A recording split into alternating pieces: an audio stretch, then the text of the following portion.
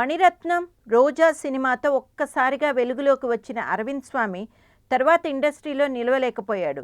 తర్వాత మహా అంటే 3, 4 సినిమాలు తీసి తర్వాత తనకున్న వ్యాపారాలు కొనసాగించాడు.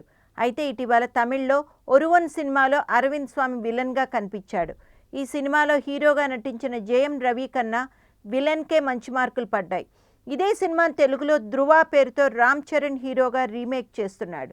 ఇందులో అరవింద్ స్వామి విలన్ అట. తమిళ్ వర్షన్లో ఆయన రోల్ హైలైట్ అయిందట. ఇదంతా తెలిసిన రామ్ చరణ్ తిరిగి అతడినే విలన్గా తీసుకోవడంపై ఫ్యాన్స్ పెదవి విరుస్తున్నారు.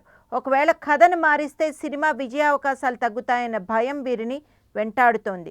అసలే హిట్లు లేక అల్లాడిపోతున్న చరణ్కు మరి ఈ విషయంలో ఎలాంటి నిర్ణయం తీసుకుంటాడో వేచి చూడాలి.